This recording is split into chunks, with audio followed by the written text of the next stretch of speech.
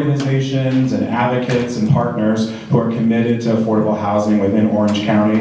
And so we're excited to be able to do this event and have a conversation with our candidates around the importance of affordable housing, and to be able to do this in partnership with Next as well.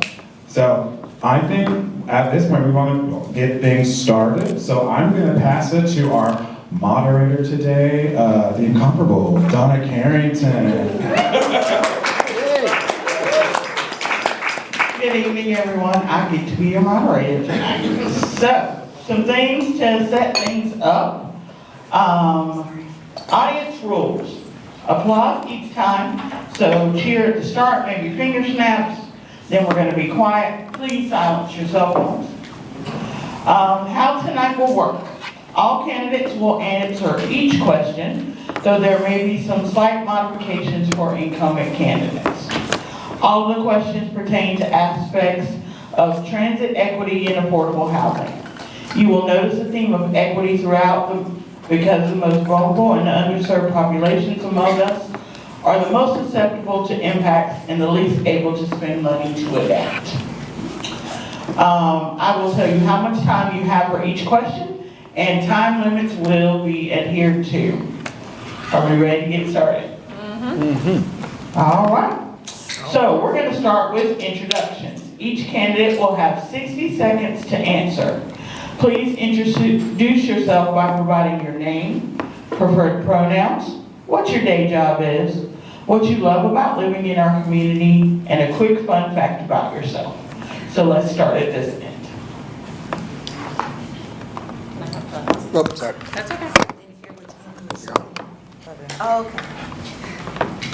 Good evening, everybody. I'm Jess Anderson. I am the current mayor of Chapel Hill. I'm running unopposed, but I'm really very happy to be here with you all tonight to talk about this really critical issue. And thank you all for being here and sharing in this really important conversation. My preferred pronouns are she, her, hers. My day job is I'm a professor of the practice at Chapel Hill in the Masters in Public Policy program. I work on the practical stuff with students. And a fun fact about me, whoosh.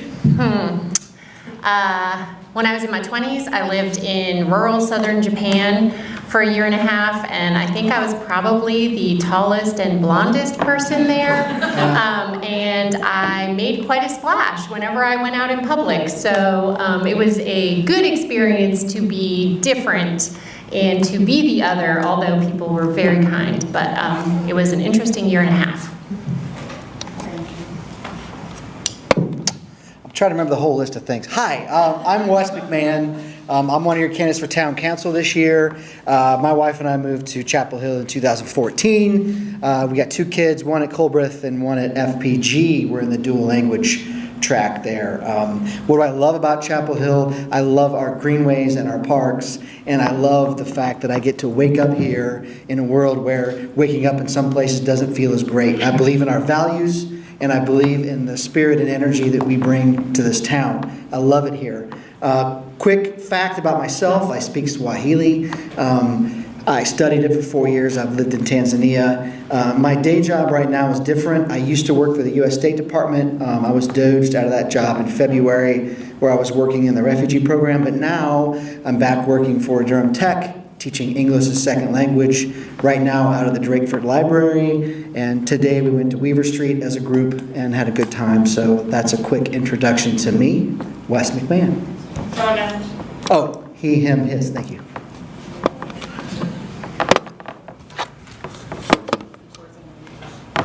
It's working.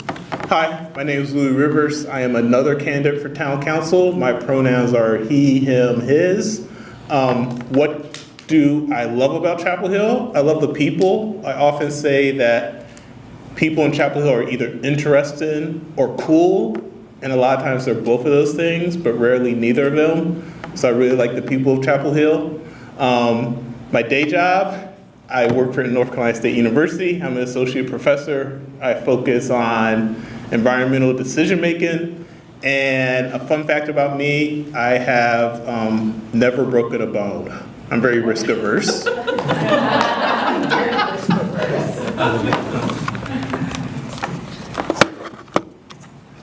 It's on. My name is Eric Valera, and I'm running for Chapel Hill Town Council.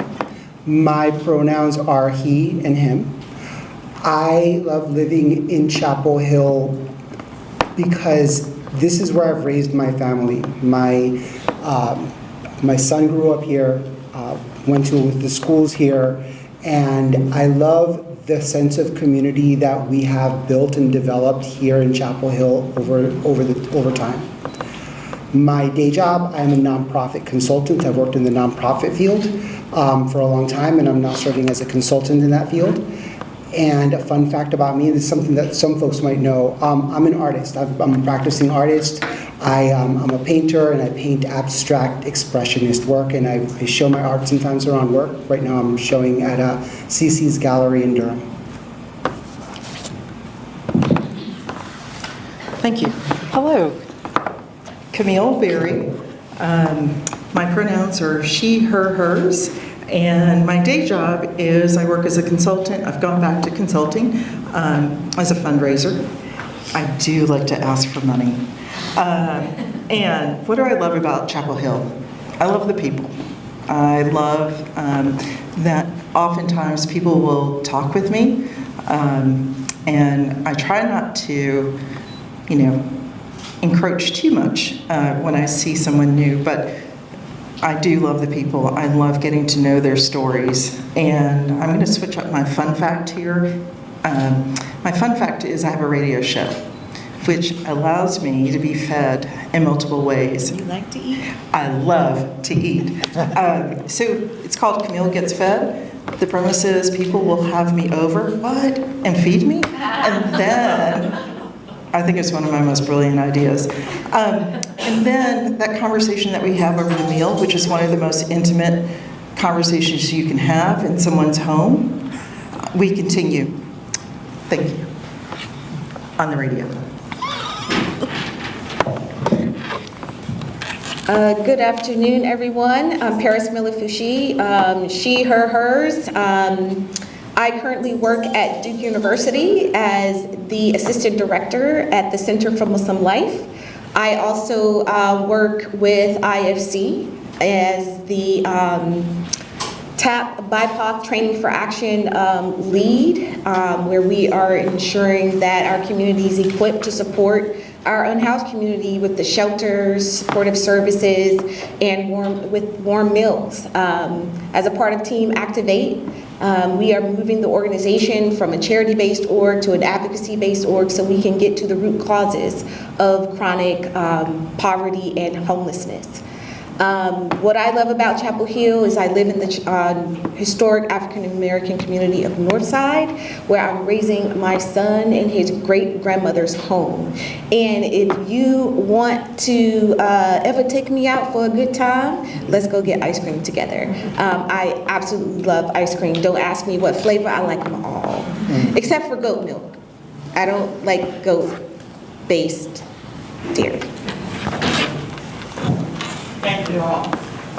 So our first question is going to be about housing access and affordability. Each of you will have 90 seconds to answer. We're going to do this a second way because this is where the incumbents have a different question than the new candidates. So I'm going to do the new candidates first. In your view, what is your town currently doing well to promote housing access and affordability, and what would you do differently? We can start with you, Beth. Access and affordability. What we're doing Hi, thank you. What we're doing really well is our inclusionary zoning. I had the chance to ride along at the Community Home Trust Tour, and I just saw so many great homes in so many different places that are possible because we have market rate developers who are required to build these affordable homes. Our support for LIHTC projects that allow us to get housing for people under 30% AMI, the fact that the town is finding places to give land for these projects, making those projects possible is a great thing that we're doing for access and affordability. The question was well, correct? Yeah, those are the two major things that I see us doing well for affordable housing here in this town. Thank you.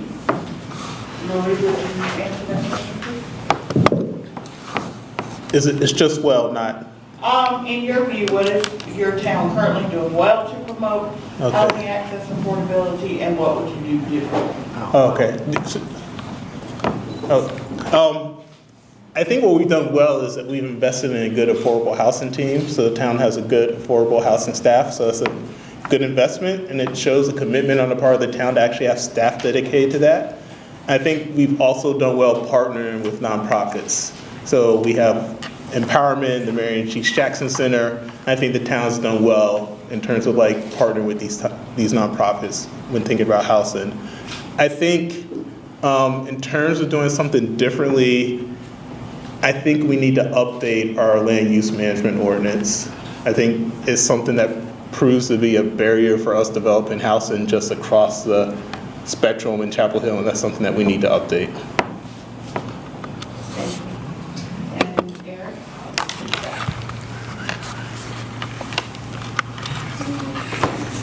So I think what we're doing well is in this past year, we've approved 300 affordable units that have within 3 projects that we can see coming online. So I see that there is a vision to be able to create more affordable housing. I think the Complete Communities framework is also going to improve with our affordability, because ideally we're going to be able to have more amenities by where we live, which will be able to help with those who are cost burdened, not having to drive as far as they are. The affordable housing plan from 2023, I think, is a bold plan, and we need to continue to move it forward. I'm glad that we have this plan, and the next iteration of this council is going to have to continue to move it forward so that we're moving in that direction.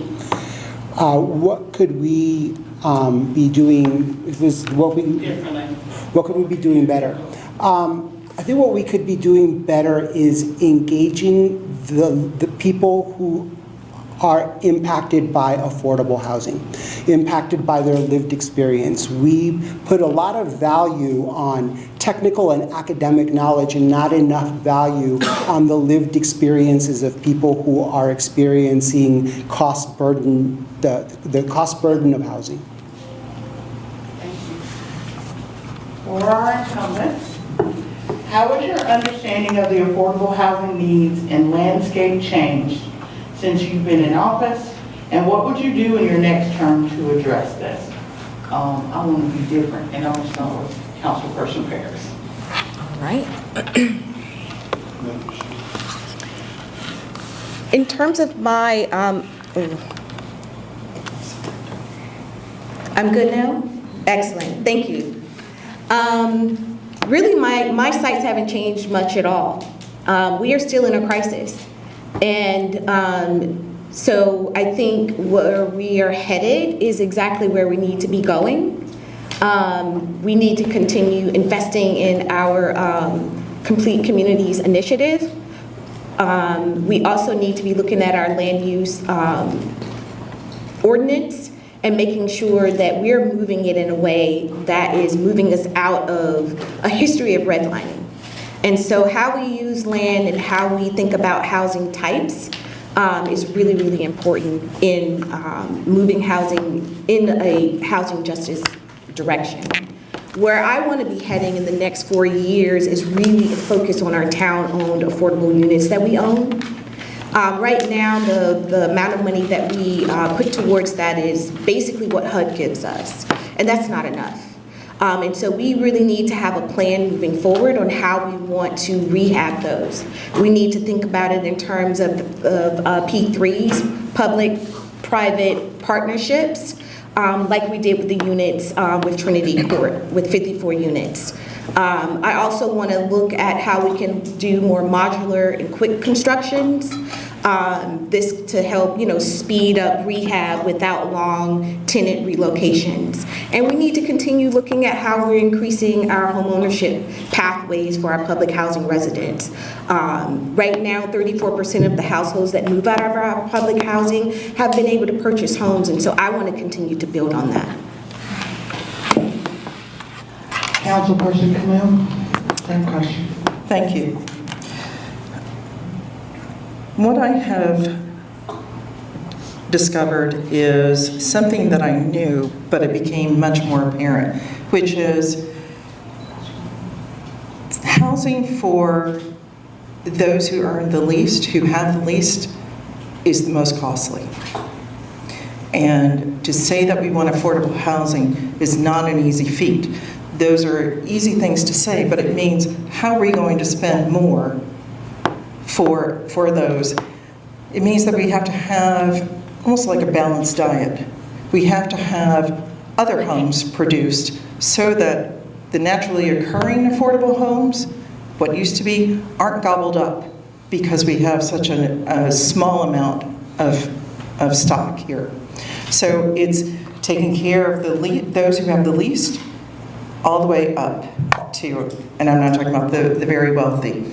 But if we look at the very wealthy, I'm okay with the homes, the luxury apartments. I'm okay with the luxury condos. The wealthy are stacked on top of each other. We are not using up land for them. We don't have that. What would I do differently is continue to weigh how we are looking at each project. How does it fit into the grand scheme? Is it the best that we can do with that project? Not that project, with that piece of land. Is that the best we can do? I will continue to ask those questions. More housing is not always the right answer. It is what does it provide for whom? Thank you.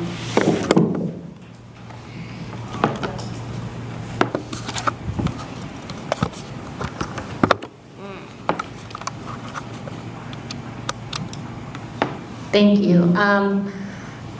I have definitely learned a lot since I've been in office. Before I was in office and at the beginning of my first term on council in 2015, I used to work on youth homelessness projects across the country, and so I had some sense of what was going on around the country, at least related to homelessness. But seeing how things have played out here and really how incredibly challenging it is to get affordable housing and middle-income housing out of the ground, I think has been an eye-opener for sure, and being in the weeds on that. I'm really proud of the progress we've made and the investments we've made. They've been huge, and by some counts, we invest the most per capita in the state on affordable housing. So we're working really hard, and our team is amazing. Moving forward, I would really like to see us assisting the county wherever possible with the diversion center, with the day center. I would like to see us expand our expedited review process to other types of housing, including middle-income housing and smaller options for sale and rental that are more affordable for people. And I would also really like us to consider some models that are being used around the country in innovative ways to address homelessness and some of those gaps that we have in the 30% and below ranges. And there are people doing exciting things, particularly in California, that I would like us to talk about. Thank you. Question 2. Candidates will have 90 seconds to answer. This question is about homelessness. We see people every day experiencing homelessness in our community. What will you do to make sure that our community is directly and meaningfully addressing the needs of our unhoused neighbors? Mayor Jess, would you like to start? Sorry. Can I speak? I think, again, really getting our day center out of the ground and our diversion center. These are critical projects that I think with our partnerships with the university and leveraging those relationships, we're already making some really great progress. The county approved moving forward on the day center on Homestead Road this week, and that was as a result of our partnership with the university. So I think there are some really exciting things happening.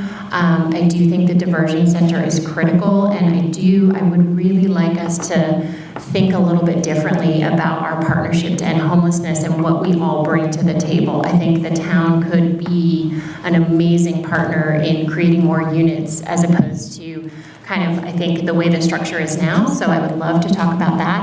And again, I think the Dignity Moves model is one where kind of homes that you can get at Home Depot or wherever can be put down in underutilized lots and then moved as needed, and they put in kind of minimal investments into infrastructure, and then that can be moved when there is redevelopment happening on that parcel. So that could be leading to 80 to 100 units of individual shelter for people for extended amounts of time as needed. So I think there's a lot of gaps that I think, again, talking to those who are in the day-to-day of it and who are most impacted, I think is a really critical thing. But bringing some of those exciting ideas to the table is what I plan to do in the next 2 years.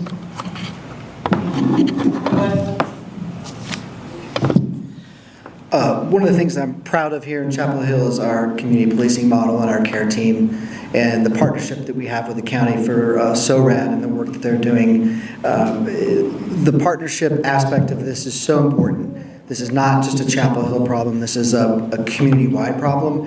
And I'm inspired to see the partnership at the roundtable last week bring together churches and nonprofits to really work on this solution as a community. I'm a big fan of investing in any housing opportunities that will lead people to temporary and then permanent housing. I'm excited to read about and understand 27 Homestead Road as a new opportunity that's been in the works and is coming online as an opportunity for us to address this problem with real long-lasting solutions.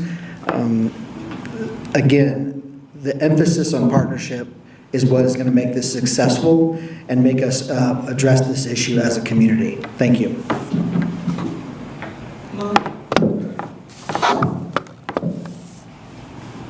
Yeah, I think there's a couple of steps I would want to do if I was to join council. First, I think we need to have a kind of a frank conversation about the unhoused population in Chapel Hill.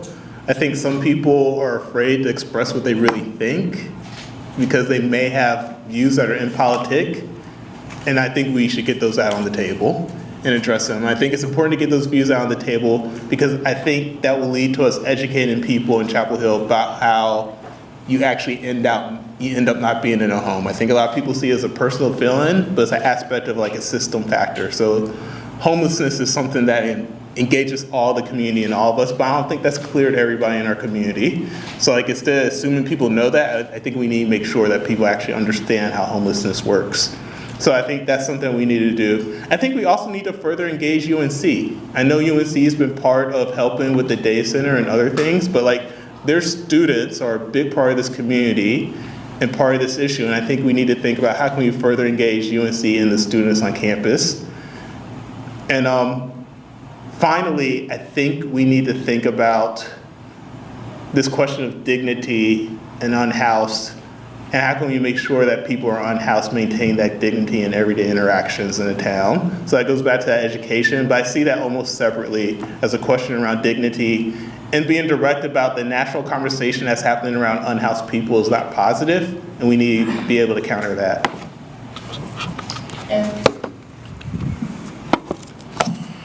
I perceive the issue of homelessness is much about housing as it is about healthcare. And we have lots of great partners here that we need to engage more. I think we have a lot of great partnerships that already exist, the partnership to end homelessness, but it isn't funded well enough. It doesn't have the resources that are needed to be able to accomplish what it needs to accomplish. More to that, I think that we also need to engage our healthcare system as part of it as well. Oftentimes homelessness is seen as a law enforcement issue when it's really a health issue. And our health issues and our housing issues are on display for people to see. And this is something that we need to be able to take care of our own and find places where people can live with dignity and where they want to live, not where we put them. So the challenge here is to be able to address this as housing, but housing as medicine. Thank you.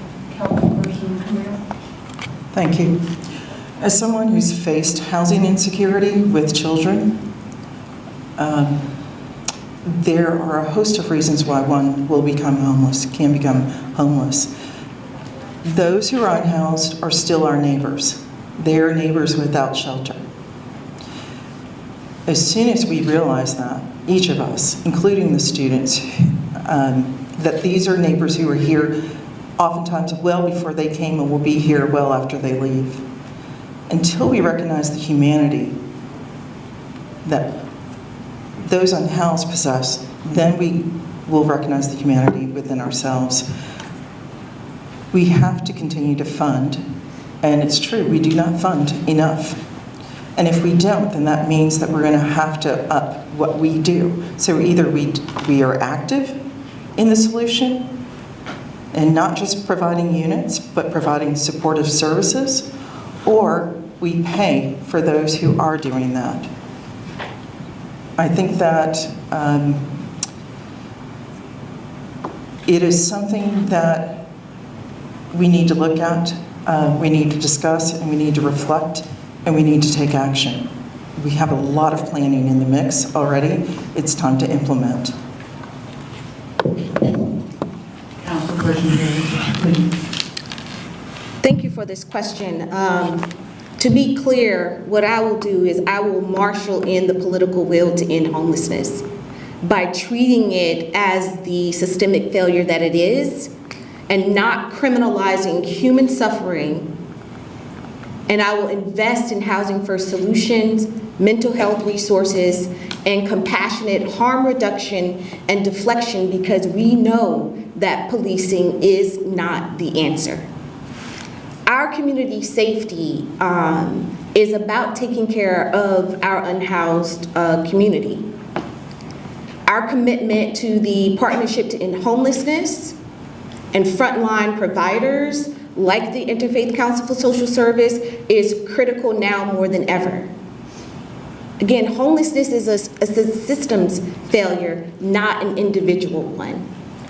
In office, I will continue to reject criminalization and policing. I will elevate housing first. I will also continue to engage with UNC. I had the pleasure of meeting with the chancellor, and I had three things on my list, and two of those was affordable housing and our unhoused community member. And I made it clear that UNC has a role to play in addressing our unhoused community members, looking at the resources that UNC can provide with the School of Social Work and other health expertise. Thank you. Our next question is about local response to federal and state funding reduction. Each of you will have 90 seconds to answer. Communities across the country are facing a loss of funds from the federal government for programs that provide disaster relief, housing, food security, and other basic needs. How would you build infrastructure support in our community for our community as federal and state resources are stripped away? Mayor Judis, would you like to start? Sure.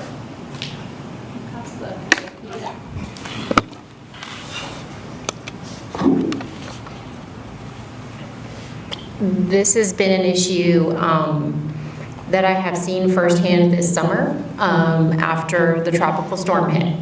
I arrived home from a trip and the storm was just ending, and from then we were running for a long time, and the recovery is still ongoing.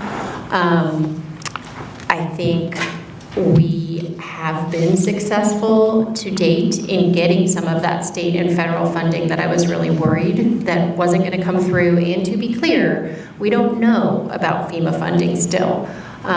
People in Western Carolina have been waiting a long time, and the governor just asked for $16.5 billion or something today. So I do not have utmost confidence that the federal government is going to come through for us on a lot of different issues, but I think working with our legislators, continuing to talk and work with our university partners is critical. I also think that for a long time I've been advocating for us expanding and diversifying our funding base for a lot of things. So going for grants, I'm really discerning about how we spend taxpayer money in the next few years and prioritize the things that are really important to us and think differently about how we get our goals done. So that's a budget conversation, and I am looking forward to it.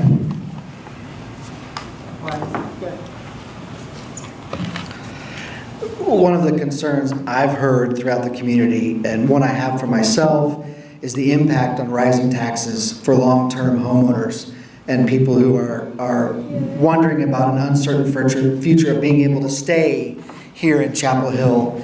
We're looking at how we can work with the county to reevaluate. I love the work that the Jackson Center is doing on this.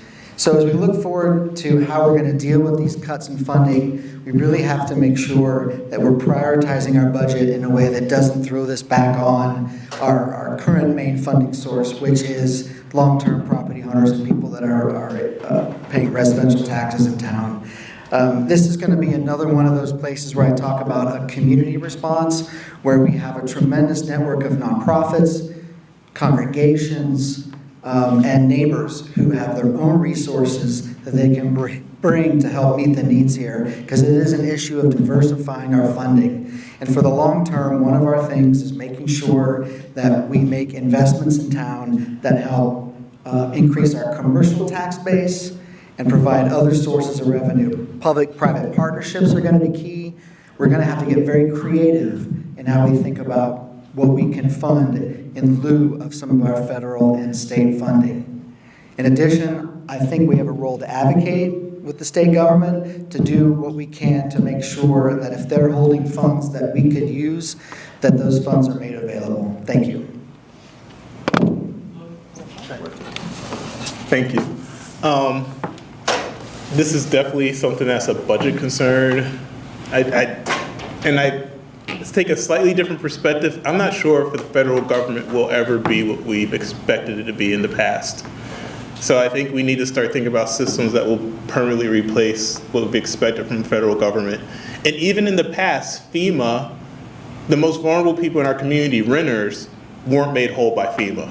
You could lose your whole apartment and you may get a $500 check. FEMA was really geared towards property owners and not renters who are very vulnerable.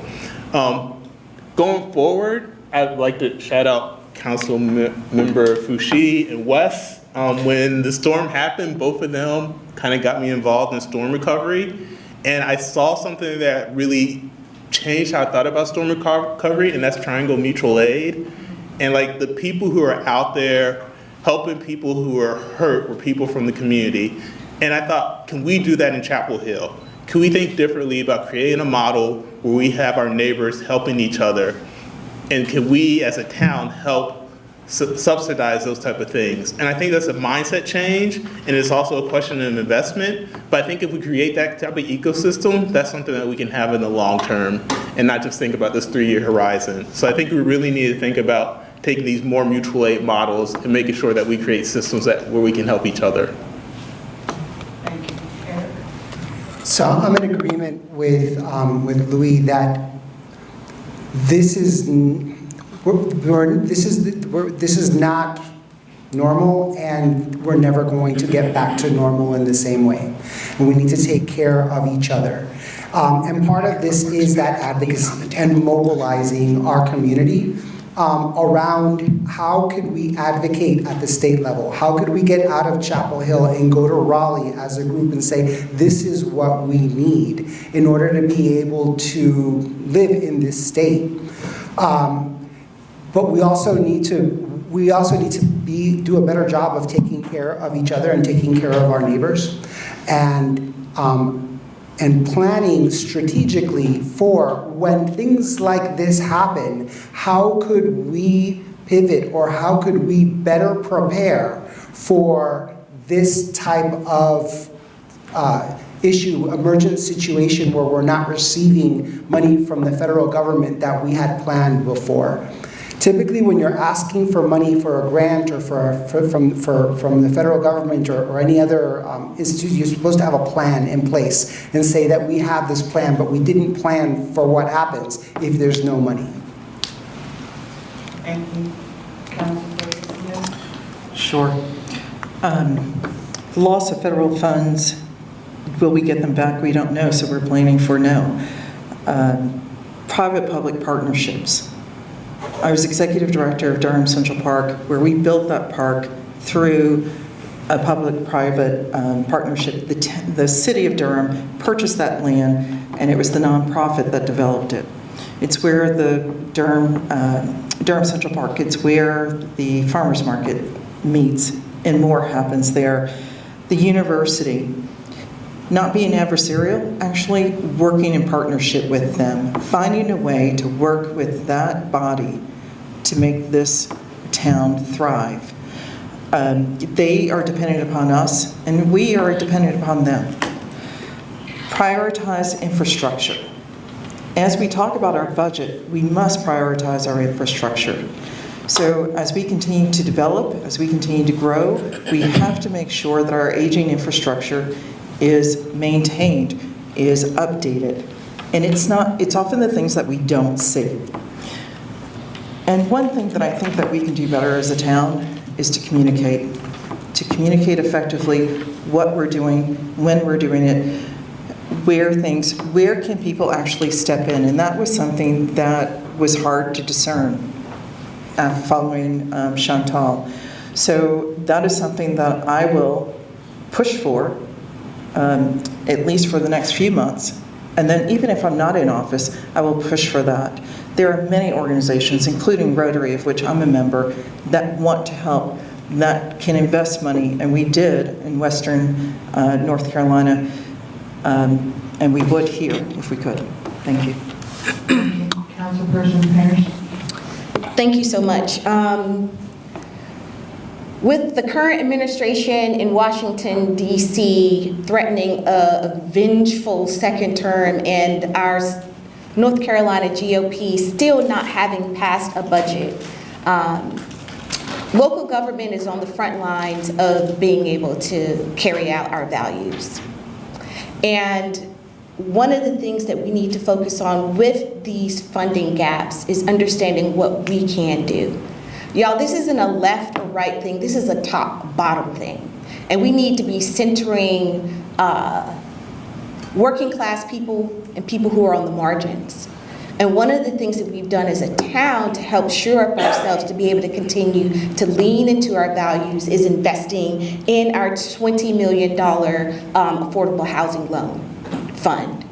And we need to continue to build that loan fund and continue to find partners to be able to do that. Because who knows what's going to happen with HUD? We don't know. Another thing that I want to work on is looking at our biking infrastructure when wasn't a hurricane, it was just a tropical storm, which Chantal came through. It devastated our greenways. And so we can't, just rely now on federal funding. We're going to need to be innovative and reimagine how we build that infrastructure out. Those are our greenway highways, and we need to treat them as such.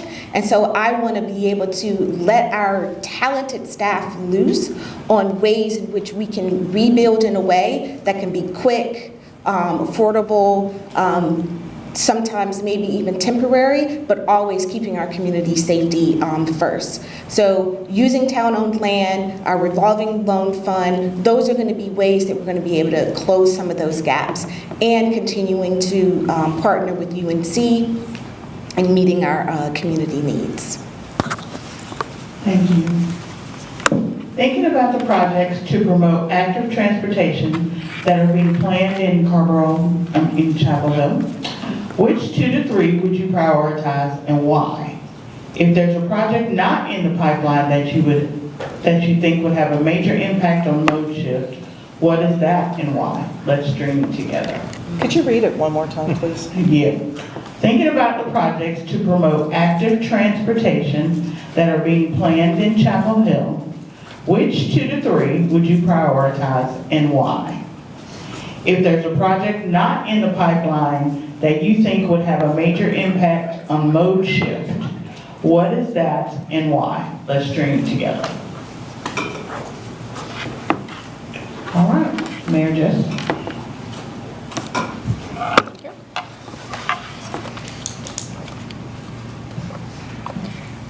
This one's an easy number one for me. The bus rapid transit line, I think, is a critical transformational project that we still have some hope that we might get the funding we need. We are on our consent agenda next week. We're going to be talking about buying the easements that are needed. Ooh. John, are you going to yell at me for misuse of the microphone? Along with the density that's planned for this corridor, for the housing, for the retail, for all the exciting things that were planned all the way from northern Chapel Hill all the way down to the southern Village Park and Ride, and that's going to have bike and ped and then other types of bus that are going to be expanding off of there, and then I'm hoping that we can then expand down into Chatham and be connecting into those other routes as well. So that one is an easy one. A bunch of us went to DC to advocate for that. Ian in the audience was there. He knows that we have been fighting really hard for that funding because that is such a critical project for us to move people around. The other one, I guess my number two is the greenways that were very heavily damaged during the storm over in Bowling Creek and some other places that are incredibly important for people to be able to get from point A to B. We have some really critical pieces that mean that people really can't ride their bikes effectively to get downtown or get to campus. And so I think those are really important, and we're going to use bond funding and other resources to get those back up and running as quickly as possible.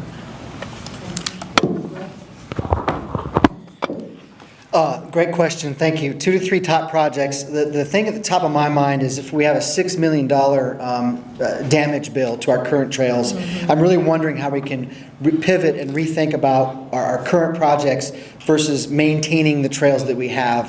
We've got a great Bowling Creek trail that suffered a lot of damage. I also think of how we can pivot to doing shorter connections. I think of Bowling Creek Trail to Booker Creek Trail, Bowling to Booker. We could find a way through Blue Hill to connect that as a long path. How do we get from Carborough to Southern Village? The Morgan Creek Trail has been a key part of that, but there's no funding for it. They're short on funding. So how do we get creative on making these connections? We talk about everywhere to everywhere. It's really about places to places. And where can we make these short connections and invest in ways to make the things that we have fit together? I want to work with OCAHC on how to utilize their easements better for future trails. UNC's talking a lot about what they're going to do at Carolina North.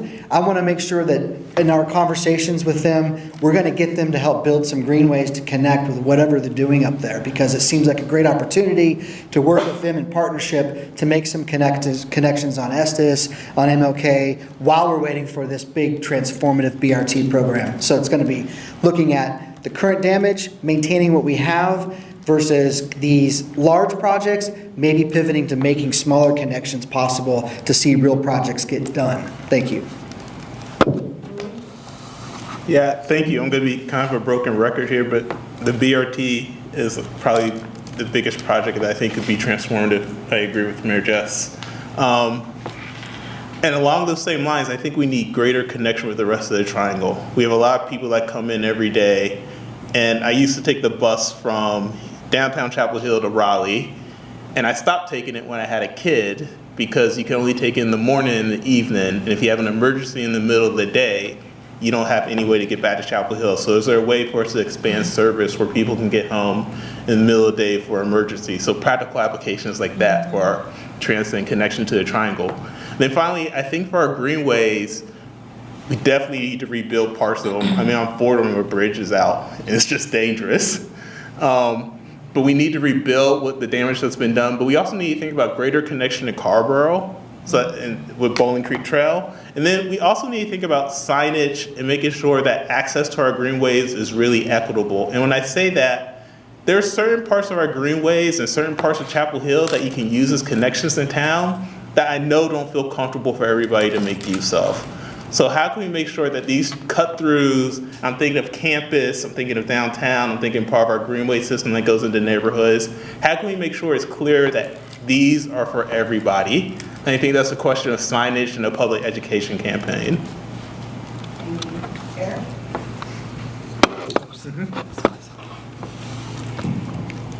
So I'm going to frame this in what I expect to see from our land use management ordinance rewrite, because I expect to see more density around transit corridors. And this will go with the north-south bus rapid transit, but by clustering homes closer to where transit is, it will make it much easier to facilitate using transit around town. But also, as part of the new LUMA, I would expect to see form-based codes that expand sidewalks, bike trails, and help design a better network of getting around without having to use cars. Also designing streets that are designed more for people than they are for cars. And then, of course, networking our greenways so that we're able to get around town through the greenways. But I think the form design code is going to be the pieces that help connect what isn't being connected now as well. Councilperson Camille? Sure. I was part of the trip, the envoy that went to DC in May, and it was a great example of different partners coming together to advocate. I was extremely proud of our group, the mayor, Ian, who represented the chamber. We had two folks from the university who were there. We had someone from RTA, Regional Transportation Association, and I represented the partners. I'm the chair of the partnership. We talked about, in a way, so that they could hear us, they being our legislators at the federal level, what this actually provides, which is transportation for those who are seeking employment, transportation for those who need health care. These are two things that are just universal. And it provides that. I'm excited about the NSBRT. We are still in there. They have recommended. And another thing that I think we do well, but we fall short, are our greenways. And Councilmember Miller-Fushi talked about it, about being innovative. Councilmember Searing actually brought that up at one of our recent meetings of, can we not do something that will be short-term but can serve us today? And when we have more money to invest, then we do that. I appreciate that. But one thing I think we could do is improve our bike lanes. Thank you. Councilperson Penny? Thank you so much. So 3 things. First, we've secured $1.27 million grant to finally finish the Morgan Creek Greenway, and this is a vital project that will connect Chapel Hill to Carborough, helping to make our Greenway vision a reality. 2, sounding like a broken record, but glad to hear, we've secured funding for our north-south bus rapid transit. In a town the size of Chapel Hill, that we're punching above our weight. That's going to be a game changer for us.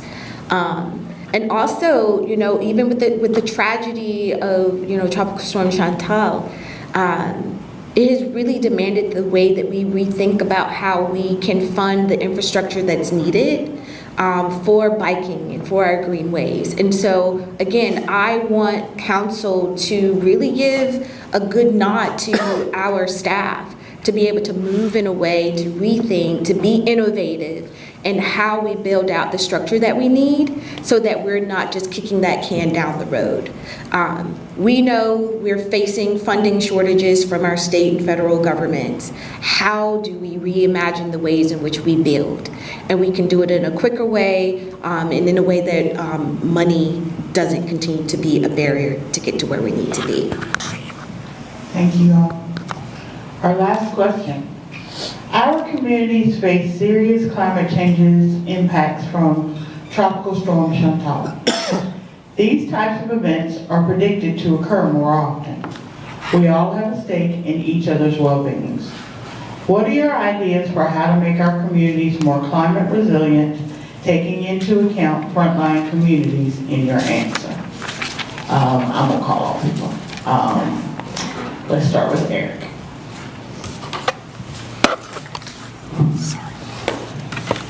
So the way that we have planned in the past, not the recent past, but further back when Eastgate Shopping Center was built, was not designed to grow with nature. It was designed to go against nature. That is where we are seeing a lot of the water issues had been in the way that things were designed. I would like to see us protect more of our natural areas that help us work with the flow of water and with the natural typography of our land, so that when we're developing in a way that helps us become more resilient as a community. This, the natural features model is an ArcGIS technology that the town has acquired to be able to help us make better decisions when it comes to planning and to be able to working with the typography. And also we need to be able to mitigate our creeks and be able to help protect our trees. Our trees are very important for us in terms of heat and to also retain water and to retain carbon. So we need to continue to build, we need to continue to grow, but we also need to be able to balance that with the nature that is already here. Thank you. Mayor Jess?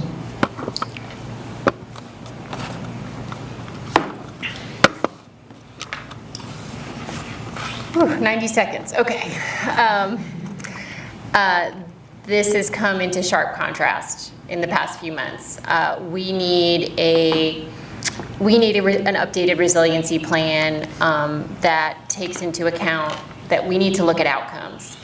I don't know all that it's going to take, but it's going to take looking at what other people are doing. It's going to take FEMA buyouts for folks who are in places that are just too low-lying.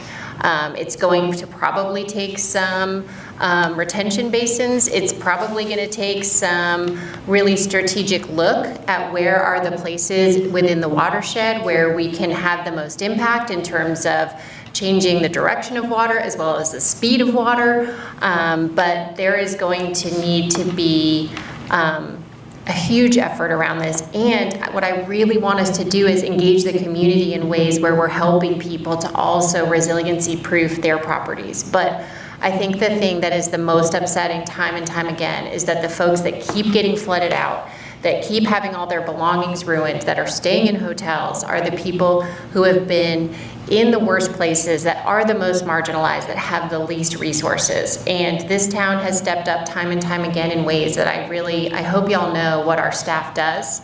It's pretty remarkable, and it's still not enough.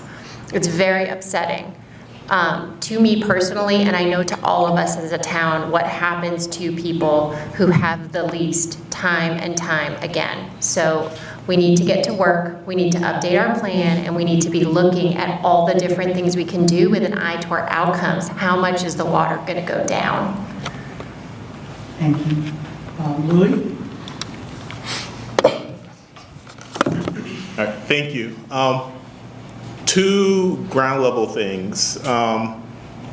Climate change, we often think as a forcer, but climate change is more of a mutagen. It changes what we expect. So I think we're expecting more severe storms more often, but I think we should expect unpredictability for nature. So that's one thing. Secondly, climate change is a problem with social systems. We often think of it as a problem that grows out of natural systems, but it grows out of social systems. So with that kind of base level, I think we really need to focus on social system response. What we're going to see from the climate going forward is going to be unpredictable. And we need to invest in infrastructure. But I don't think that infrastructure is going to be prepared for what we see in the next 10, 15, 20 years. Mm-hmm. What will be prepared is we create communities that are resilient. If we create trust among neighbors, and that we can create systems where we support people that help each other. Mm-hmm. And that's a very different way of operating in the United States, but going back to a previous answer, we have to think about different systems to address a different future. Mm-hmm. So, yeah, thank you, and thank you for inviting me to the forum. Okay, thank you. Yeah, climate change and environmentalism must be tethered to our community's advancement of environmental justice by addressing environmental racism.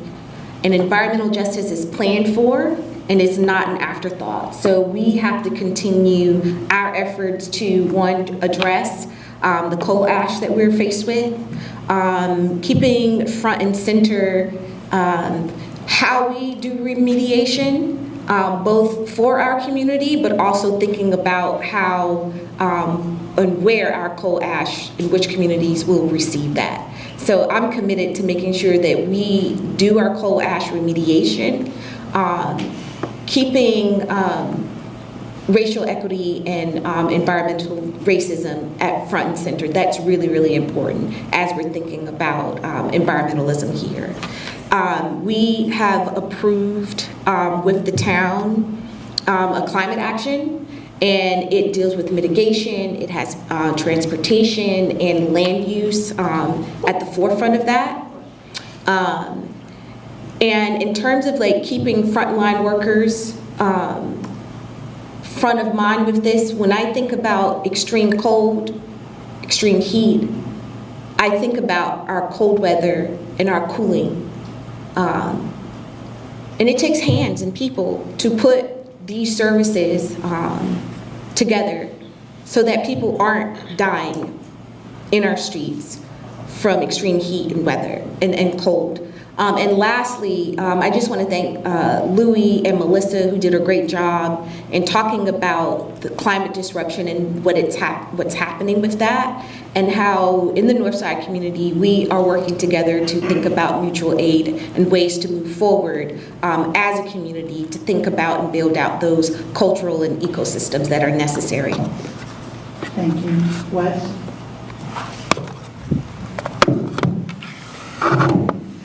Thank you, and thank you, Paris, for bringing up heat and cold. And I think we've got some great models at University Baptist Church where we got our cold weather cots this year.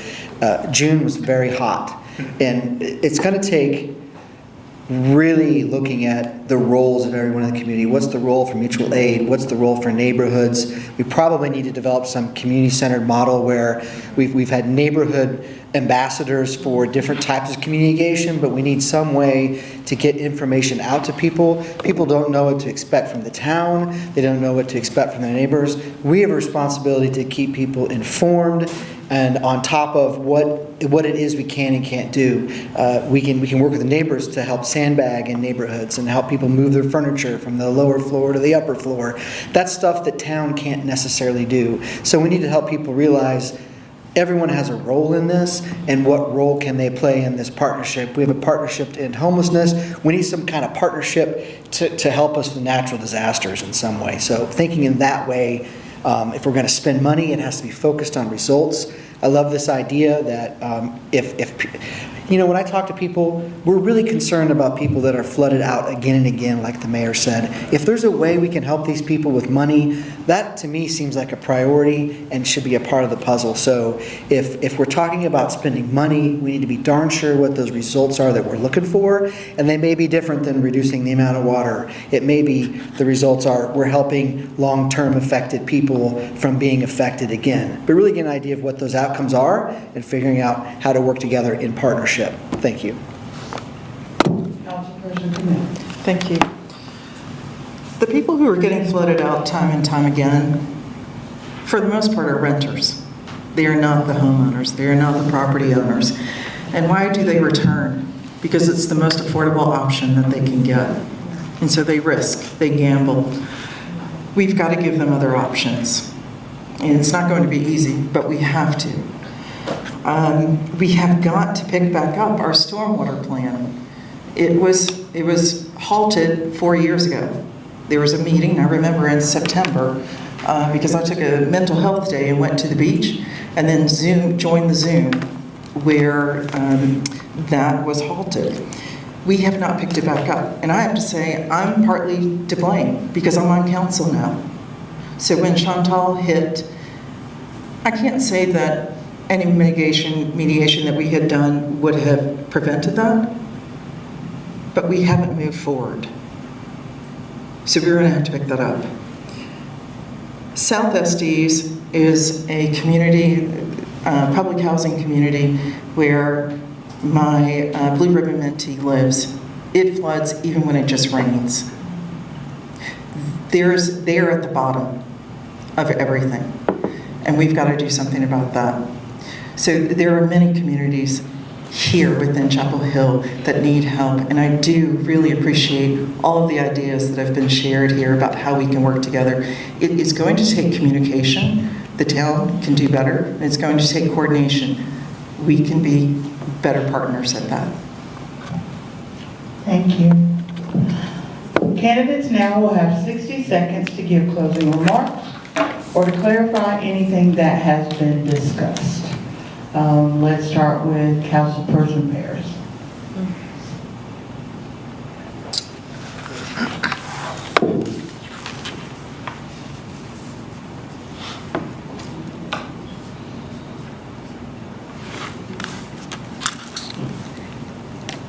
My public service is rooted in my community service. I work with the Interfaith Council for Social Service. I serve on the board of the Miriam Cheek Jackson Center, where we are championing housing justice and creating a movement for equitable tax valuations. I serve on the board, a non-voting member on the board of Empowerment Inc., where I oversee housing rentals and new construction operations. I believe in collaborative leadership, and for the next 4 years, I will continue to champion our Complete Communities initiative. I will lay the groundwork for a LUMO rewrite that mandates housing justice, affordability, incentivizes diverse housing types, and protects natural habitats. I want to overhaul our town-owned public housing to ensure dignity for all residents. I will continue to support a community engagement process, and I will marshal the political will to end homelessness. My name is Paris Miller-Fouché. I've had the pleasure of serving you for the last 4 years, and I pray and hope that you will vote for me in November. Thank you. Councilperson Camille. Thank you. I'm not as great an orator as my colleague here, but I will speak from the heart. And I am happy to meet with anyone. I won't say anytime, but over coffee is a good choice. We don't have all the answers, and we don't pretend to. And those 2 or 3 minutes that we grant you when you come and speak as a public commenter, we listen to them. I take notes. But I'd like to meet with you. I'd like to hear what your ideas are. I'd like to meet with your groups. It's engagement. That's what I'm here for. I'm here to engage with you. I'm here to understand what it is that you're facing, so that when I make a decision, when I make that vote, it is informed. Well, first I want to thank you all for hosting us and for everybody for your attention. In the next term, Chapel Hill will face some defining choices: our land use, stormwater, and how we engage with each other. We'll contend with harsh immigration policies that threaten our people and our economy. And we'll feel the impacts of budget cuts on programs that our community depends on. Chapel Hill faces interconnected challenges that test our values. I'm running because of the urgency of the moment. I believe in the American dream and equal protection under the Constitution. That must remain real in Chapel Hill. That means first-time homeownership is possible, where people look out for one another and where government is trusted. I've spent my career in public service, shaping health, schools, economy, and neighborhoods, and I'm motivated by doing right by the people who contribute to the community. I'm patient, collaborative, and rooted in community. But I also believe that council members should act decisively. I bring to the council lived experience. I ask for your vote and for your support to build a Chapel Hill that is truly ours. Thank you. Thank you. Thank you for inviting me. We face an uncertain future in America. I think, as we've alluded to multiple times tonight, the next 3 years are going to be difficult, especially for Chapel Hill and places where our values may not line up with the federal government. And we have a lot of important choices to make. But the fact that we actually have an ability to make choices is a testament to past leadership. So the council members and the mayor that are up here, they put us in a position where we can actually make decisions. And other communities I've worked with did not have that ability. But going forward, we have to think about solutions in a budget-constrained environment. And I think that means developing new systems where we really do invest in our community and we invest in each other. These are kind of systems that we've let atrophy over the last 40 years that we need to rebuild. We need to reimagine how Chapel Hill engages and faces the future going forward. I ask you to vote for me and also to work with me to build a better Chapel Hill. Thank you. Thank you. Wes? Thanks. I'll go back to the first question on access and affordability, where I went first and was kind of a deer in the headlights. You know, so I did that for you all. One of the things on the Planning Commission we're doing is working with the developers to create a diversity of home types, making sure that we have smaller units that by nature are more affordable. We got to make sure that there's a diversity of types of housing in town that can be available to people, attainable to people. Look, I'm in this because I'm very worried that Chapel Hill is no longer a town for families. We're losing kids in the school system. A lot of us in this room can say, you know what, I couldn't live here now, I couldn't move here now, right? I could not move here now if I didn't 10 years ago. So we've got to get to work to make sure that this town remains a place where families can live, where our own children can grow up and live here. Because right now, I don't feel like my kids are going to be able to come home and live in the Chapel Hill that I live in. And that is something I want to change. And I'm here to do that. I'm here to do that work. Thank you all for coming out. It's very important you do this. Have a great night. I'm Wes McMahon, wanting to be one of your town council members. Thank you. Thank you. Mayor Jess? Sorry. Sharon. Sharon. Thank you for hosting. Donna, thank you for doing an amazing job at keeping us on track as always. I have an easier job this year because I'm unopposed. So I'm going to take my time to, first of all, thank you all for coming and being engaged in this conversation and just knowing that this is such a critical issue for us. I want you to also remember in these really, really challenging, sometimes really scary times, that Chapel Hill is doing amazing things. We are doing the work, y'all. We have partners in the audience and who are not here who are doing amazing work. So I'm gonna try and end on a high note because, whew, this last week has been something. Over the past 5 years, we've invested more than $23 million to support 650 units of affordable housing across 17 different projects. We have, last week, Council allocated $4.1 million to support 3 affordable housing projects. With this investment, we were able to leverage $60.8 million in outside funding to create 190 new affordable units and acquire 4 homes in Weavers Grove for our IDD adults. So please just remember that there are really exciting things happening and we are gonna stick together and we are gonna get through this together. I promise you, we are going to make it and we just have to weather some tough times ahead. But I am really excited to do it with you all. I'm running again for mayor. Thank you again for hosting and thank you all for being here.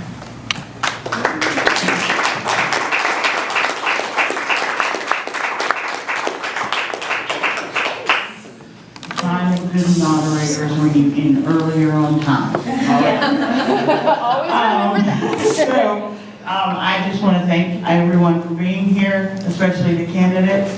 You know, you being on the firing squad is an amazing thing. I also want to thank all of the volunteers, especially the local elections committee of the Affordable Housing Coalition.